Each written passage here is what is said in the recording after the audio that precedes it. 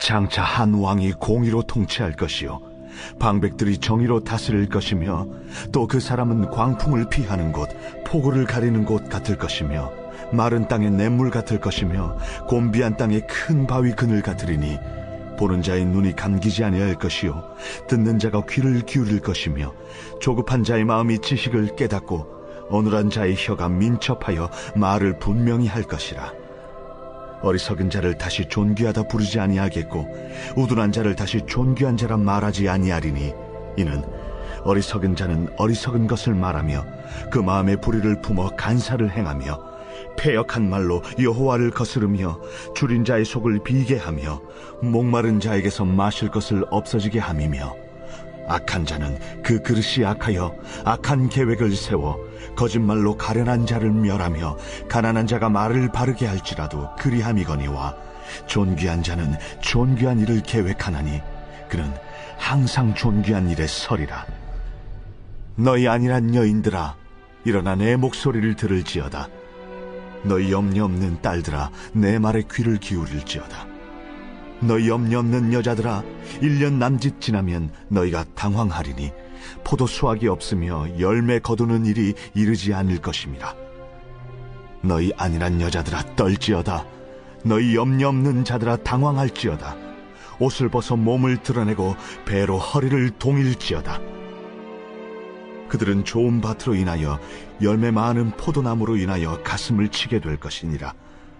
내 백성의 땅에 가시와 찔레가 나며 희락의 성읍 기뻐하는 모든 집의 날이니 대저 궁전이 패한 바 되며 인구 많던 성읍이 정막하며 오벨과 망대가 영원히 구렬이 되며 들나귀가 즐기는 곳과 양떼의 초장이 되려니와 마침내 위에서부터 영을 우리에게 부어주시리니 광야가 아름다운 밭이 되며 아름다운 밭을 숲으로 여기게 되리라. 그때의 정의가 광야에 거하며 공의가 아름다운 밭에 거하리니 공의의 열매는 화평이요 공의의 결과는 영원한 평안과 안전이라.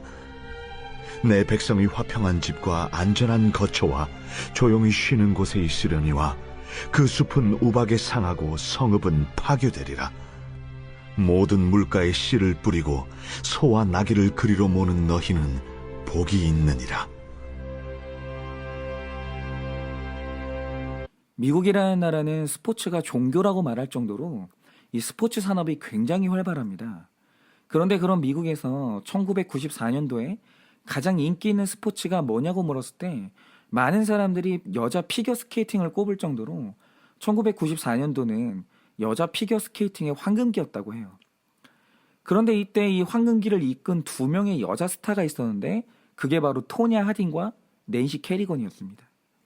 그러니까 이 당시에 우리가 잘 아는 미셸 칸은 그냥 유망주로 자라나는 시기였어요. 그러니까 안 그래도 미국에서 스포츠 스타는 별 중에 별인데 피겨스케이팅의 황금기를 이끌었던 이 두 여자 스타가 오늘 말씀 5절에 기록된 대로 얼마나 존귀한 대접을 받았겠어요. 그런데 이때 미국 피겨계의 전성기를 완전히 무너뜨리면서 이때의 전성기를 회복시키지 못할 만큼 큰 사건이 일어나게 됩니다. 그게 뭐냐? 1994년에 릴리안메르에서 동계올림픽이 열렸는데 이 올림픽에 참가하기 위해서는 그 전에 열리는 전미 선수권 대회에서 2등 안에 들어야 했어요. 그런데 이때 치열한 라이벌 싸움을 했던 두 사람이 바로 토니 하딘과 낸시 캐리건이었는데 그런데 이 경쟁은 누가 1등이냐 2등이냐 이거의 문제지 둘 다 올림픽을 출전하는 데는 아무 문제가 없었어요. 그래서 그냥 정정당당하게 정말 마음껏 실력을 펼치면 되는 거였습니다. 그런데 이때 전미 선수권 대회에서 어떤 일이 일어났냐? 여자 싱글 프리 경기 이틀 전인 1월 6일에 웬 괴한이 나타나서 낸시 캐리건의 무릎 위 허벅지를 둔기로 내려친 거예요. 그러니까 유력한 올림픽 출전 후보가 습격을 당했고 결국 전미 선수권 대회를 포기해야 됐습니다. 그래서 워낙 대형 스타가 이 습격을 당했기 때문에 미국 전역이 발칵 뒤집혔습니다. 그래서 재빨리 수사에 들어갔고 결국 범인을 잡았는데 잡고 보니까 이 범인이 누구냐? 낸시 캐리건의 라이벌이죠. 토냐 하딩의 경호원이 범인이었던 거예요. 그래서 FBI까지 동원해서 수사를 한 끝에 이 일을 사주한 사람이 토냐 하딩이라는 황당한 사실이 밝혀졌고 결국 본인도 이 사실을 시인했어요. 그러자 어떤 일이 벌어졌겠습니까? 그전까지 토냐 하딩은 미국의 스포츠 스타로서 국민에게 엄청난 사랑을 받았어요. 그러니까 기업들로부터 많은 금액의 스폰을 받고 있었고 이런 일을 벌이지 않아도 될 만큼 실력이 있어서 그녀도 유력한 금메달 후보였어요. 그냥 정정당당하게 경쟁해서 올림픽에 나갔으면 세계적인 스타가 됐을 겁니다.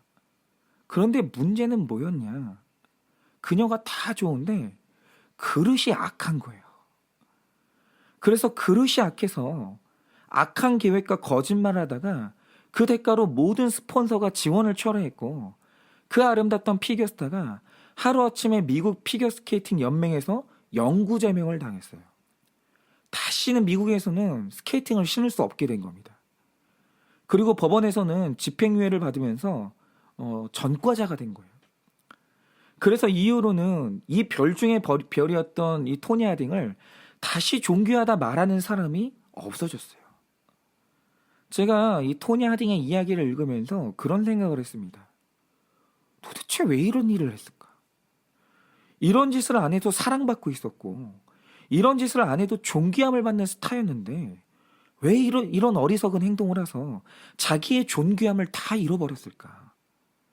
저는 그 답을 오늘 말씀 7절에서 찾았는데요. 이렇게 말씀하십니다. 악한 자는 그 그릇이 악하여 악한 계획을 세워 거짓말로 가련한 자를 멸하며 가난한 자가 말을 바르게 할지라도 그리함이거니와. 여러분 우리가 이 말씀에서 주목할 것이 뭐냐면 악한 자는 가난한 자가 바르게 말을 해도 그 말을 멸시한다는 거예요. 그러면 이 말의 뜻이 뭔가? 이를테면 이런 겁니다. 이 토냐 하딩의 경우에는 아주 악한 가치관이 그녀를 사로잡고 있었는데 그게 뭐냐? 이 여성은 이상한 게 뭐냐면 2등이 아무 의미가 없어요. 오직 세상에서 가장 중요하고 의미 있는 건 1등이란 자리 하나고 이유를 불문하고 1등을 하는 게 가장 정의로운 일이고 1등만이 옳은 사람이라는 확실한 기준이 있었어요. 그러니까 일어나는 일이 뭐냐? 이전부터 토냐 하딩의 주변 사람들이 이 여성의 이 위험한 가치관을 계속 걱정했다는 거예요. 그리고 계속 충고를 해줬어요. 1등을 하는 게 세상에서 가장 중요한 가치관이 아니다. 당신이 2등을 해도 이미 세상에서 당신을 사랑하는 사람이 넘쳐난다. 내려놔라. 계속 충고를 했어요. 그런데 문제는 뭐냐? 1등이 돼야 된다는 이 가치관이 토냐 하딩을 통치하고 있으니까 1등도 못 해본 인간들이 너무 무시가 되는 거예요. 대화가 안 되는 거죠. 그러니까 1등을 못 해본 인간들이 어떤 바른 말을 해도 그게 멸시가 되면서 싹 다 무시가 되는 거예요.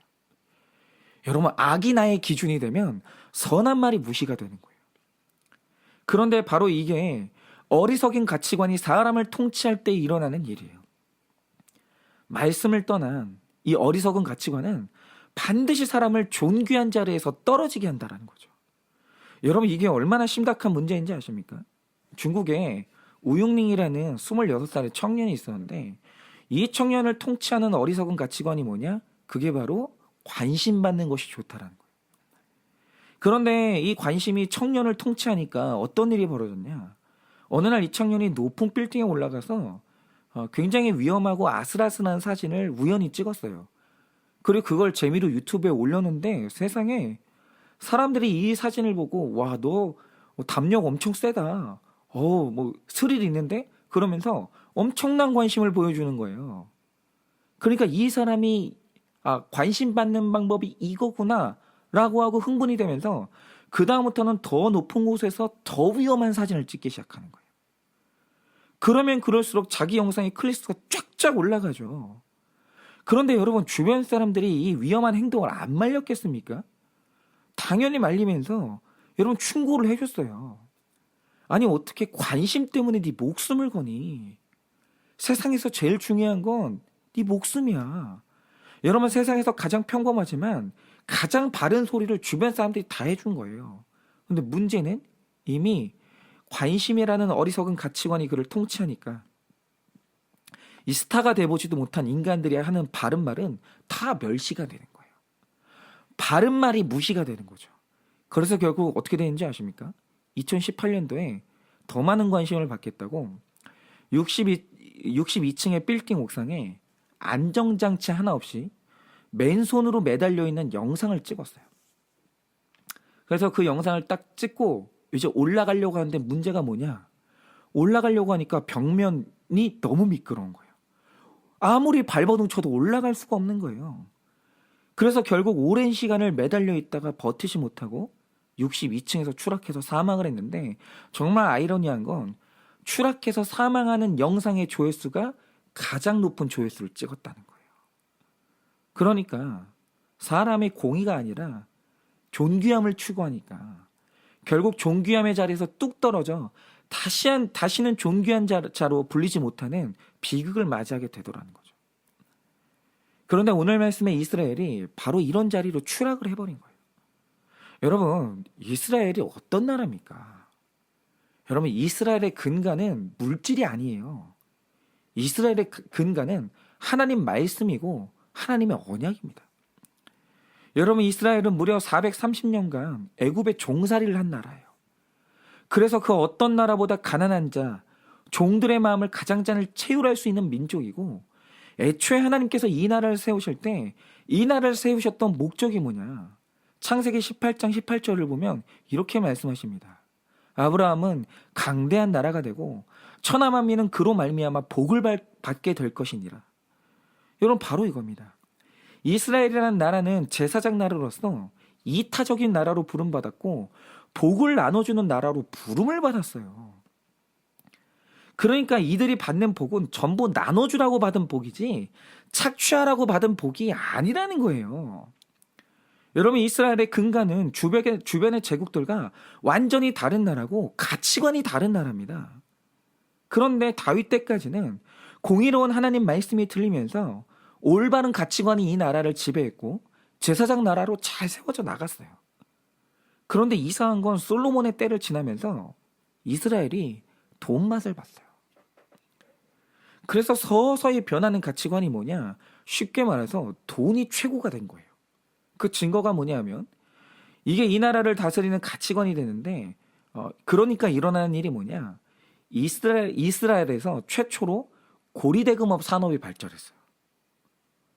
그래서 이들이 돈을 갚지 못하는 동족의 아들, 딸을 노비로 팔기 시작하는 거예요.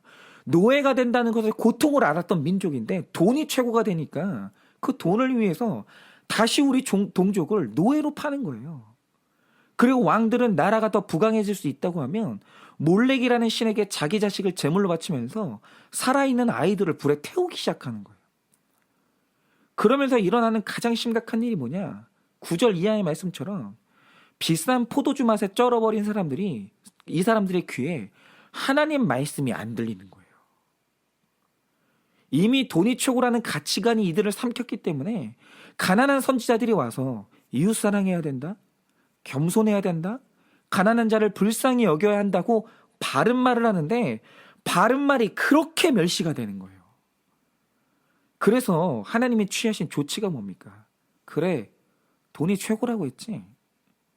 그래서 내가 보내는 가난한 선지자가 아무리 바른 말을 해도 멸시가 되지. 그러면 네가 최고라는 그 포도원 때문에 내가 침략당하게 해줄게. 그 포도나무 때문에 가슴 치는 일을 내가 당하게 해줄게. 그 포도원이 광야가 되는 사건을 내가 줄게. 이렇게 선언하신 거예요. 그런데 이상한 건 뭐냐면 실제로 이 사건은 일어납니다. 이스라엘의 포도원을 탐낸 아수르와 바벨론이 이스라엘을 짓밟았어요. 그들의 포도원 때문에, 그들이 그렇게 자랑하던 황금 성전 때문에 이들이 짓밟혔다는 거죠. 그리고 결국 이스라엘은 완전히 황폐해졌습니다. 그런데 이렇게 황폐하게 되자 어떤 일이 일어납니까? 3절 이하에 기록된 것처럼 부유할 때는 큐티를 하는 눈이 늘 감기는 거예요. 큐티할 때 졸리는 거예요. 그런데 고난이 오니까 큐티하는 눈이 감기질 않는 거예요. 부유할 때는 말씀이 그렇게 무시가 되고 멸시가 됐는데 다 잃고 나니까 큐티 말씀이 귀에 들리는 거예요. 그리고 성공 때문에 조급했던 사람들에게 성공을 거둬가시니까 말씀을 깨달아지고 혀가 풀리면서 말씀을 술술 고백하게 되고 그 입에서 간증이 나오는 거예요. 나는 100% 죄인이고 하나님이 100% 오르시다는 이 간증이 술술 나오는 거죠. 여러분, 제가 이걸 체험한 사람인데요. 저는 어릴 때 작은 교회, 이 가난한 교회만 경험했기 때문에 이 대형 교회에 대한 환상이 굉장히 강했습니다. 그래서 제 마음에 누구도 모르게 자라난 왜곡된 가치관이 뭐냐면 아무리 옳은 길을 가도 교회가 힘없고 교회가 작으면 아무것도 못해. 아무 의미 없는 거야. 누가 뭐래도 교회는 성장을 해야 돼. 그래야 좋은 일도 할 수 있고 교회가 커야 바른 일도 할 수 있는 거야. 이게 너무 강하게 자리를 잡았어요. 그리고 실제로 제가 목회자가 돼서 대형교회 부목사를 해보니까 교회에 사람들이 모이면 할 수 있는 일들이 많더라고요. 그런데 문제는 그 자체가 잘못된 게 아니라 그러면서 제 안에는 성장이 최고야. 이 어리석은 가치관이 서버린 거예요. 저를 지배한 거죠. 그러니까 그때부터 이제 어떻게 되냐면 이 성장을 경험해보지 못한 사람들의 바른 말이죠. 특히 제 아버지의 바른 충고가 그렇게 멸시가 되면서 안 들리는 거예요. 예를 들어서 제가 가장 코웃음 쳤던 말이 뭐냐면 한 영혼이 중요하다는 말이었어요. 그 말 듣기 좋은 말이고 옳은 말이죠. 가장 성경적인 말이에요. 한 영혼이 중요하다. 그런데 맞는데 저는 이제 그런 생각이 든 거죠. 제가 이제 어리석은 가치관에 지배를 받으니까 그래, 이 말 맞긴 한데 정말 어떤 목사님이 한 명 놓고 목회를 한다고 해보자. 그러면 그 목사님은 행복할까? 그리고 성도가 한 명밖에 다니지 않는 그 교회의 성도는 행복할까? 그리고 그 교회가 며칠이나 지탱이 되겠는가? 운영이 되겠는가? 그리고 그 교회를 섬기는 목사님 가정의 자녀와 사모님은 가난 때문에 얼마나 비참한 삶을 살겠는가? 그래서 제가 겉으로는 맞다고 말하지만 이 말만큼 무시되고 우스운 말이 없는 거예요. 들리지도 않는 거예요, 이런 얘기하면. 다 비현실적인 현실도 모르는 이상주의자들의 말이다. 이렇게 그냥 무시가 되는 거죠. 그러자 저를 두고 볼 수 없으셨던 하나님께서 저에게 은혜를 주셨는데 그게 뭐냐? 그래, 성장이 최고가 되면 그래, 성장이 최고라고 말했으니까 그러면 성장이 가치관의 1순위가 될 때 어떤 일이 일어나는지 내가 체험하게 해줄게. 그러면서 사람보다 성장을 중요하게 여기는 곳으로 저를 보내셨어요. 그런데 사람보다 성장을 중요하게 여기는 곳을 가서 제가 거기서 학대당하는 체험을 했어요. 제가 중요하지 않은 거예요. 저를 얼마든지 희생하고 이 성장을 위한 도구로 삼을 수 있는 곳에 제가 거기를 가게 되는데 그때 제가 학대라는 체험을 처음 당한 거예요. 너무너무 힘들고 비참해지는 거예요. 그러면서 그리고 또 상처 입은 한 사람을 통해서 수치를 당하는 경험을 하나님께서 하게 하셨어요. 그리고 나서 하나님이 저를 어디로 옮기셨냐? 우리들 교회를 가게 하셔서 한 영혼을 소중하게 생각할 때 거기서 어떤 풍성함이 일어나는지를 체험하게 하신 거예요. 그러자 제게 일어난 이 변화가 뭐냐면 그 다음부터 성경 66권의 말씀이 100% 오르신 말씀으로 다시 큐티가 되고 제 아버지 말씀에 귀가 기울여지는 거예요. 이게 뭐냐면 제 어리석은 가치관 때문에 존귀함에서 떨어져 본 거예요. 제가 존귀함에서 완전히 떨어져 보니까 다시 공의로우신 왕의 말씀이 들리고 공의의 말씀 안에 화평과 평안과 안전이 있다는 것을 깨닫게 되는 거예요. 여러분은 어떠십니까? 만약 여러분이 이 말씀을 볼 때 눈이 감기고 말씀을 들을 때 귀가 열리지 않는다면 그리고 가난한 목회자의 말이 무시가 되고 멸시가 된다면 여러분은 지금 공의로우신 하나님을 멸시하고 계시는 거예요. 그러면 왜 말씀의 바른 말이 멸시가 됩니까? 그건 지금 내가 세상의 어리석은 가치관에 지배를 당했기 때문이에요. 여러분은 지금 어떤 세상 가치관에 물들어 버렸습니까? 저처럼 한 영혼의 귀함보다 성장에 매몰되지 않았습니까? 누가 뭐라고 해도 돈이 최고라는 가치관에 물들지 않았습니까? 어떤 연예인이나 기업인의 한마디가 여러분의 가슴을 사로잡지 않았습니까? 그래서 그것과 반대되는 말을 하는 성경 말씀을 들을 때 귀가 안 열리고 멸시를 당하지 않냐라는 거예요. 여러분, 그러나 오늘 말씀이 말하는 게 뭡니까?